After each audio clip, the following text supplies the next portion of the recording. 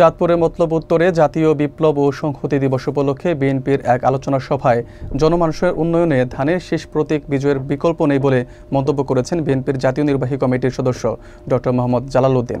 তিনি বলেন, বিএনপি রাষ্ট্র ক্ষমতায় এলে দেশের উন্নয়ন ও জনগণের শান্তি নিশ্চিত হবে। সভায় দলের ঐক্য বজায় রেখে আসন্ন নির্বাচনে ধানের শীষের বিজয় নিশ্চিত করার আহ্বান জানান কেন্দ্রীয় ও স্থানীয় নেতারা। অনুষ্ঠানে হাজারো নেতাকর্মী ও সাধারণ মানুষের উপস্থিতিতে এলাকা জনস্রোতে পরিণত হয়। বিস্তারিত দেখুন মোহাম্মদ শামীম মিয়াজের তথ্যচিত্রে। চাঁদপুর ২ আসনের বিএনপির মনোনীত প্রার্থী ও জাতীয় নির্বাহী কমিটির সদস্য ডক্টর মোহাম্মদ জালাল উদ্দিন বলেছেন, জনমানুষের উন্নয়নে ধানের শীষ প্রতীক বিজয়ের বিকল্প নেই। শনিবার বিকেলে মতলব উত্তর উপজেলা ও ছেঙ্গারচর পৌর বিএনপির আয়োজিত জাতীয় বিপ্লব ও সংহতি দিবসের আলোচনা সভায় তিনি একথা বলেন।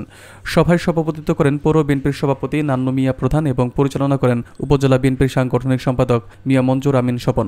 বক্তারা বলেন, বিএনপি রাষ্ট্র ক্ষমতায় এলে দেশের উন্নয়ন হবে, জনগণ শান্তিতে থাকবে এবং গণতন্ত্র পুনঃপ্রতিষ্ঠিত হবে।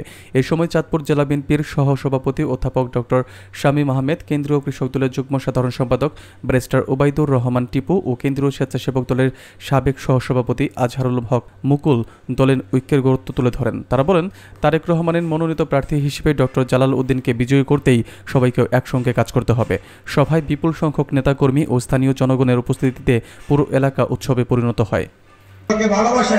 এই মতলবের মানুষকে ভালোবাসেন, মতলবের মানুষ আপনাদেরকে ক্ষমতা দেবে, মসনদে বসাবে। আমরা মতলববাসী এই ধানের শীষের প্রতি যেভাবে আনুগত্য প্রকাশ করেছি, সেটা আমরা নির্বাচনের দিন আমরা দেখাই দেব এবং এই আসনটাকে আমরা বিএনপিকে, দলকে, আমার নেতাকে আমরা উপহার দেব।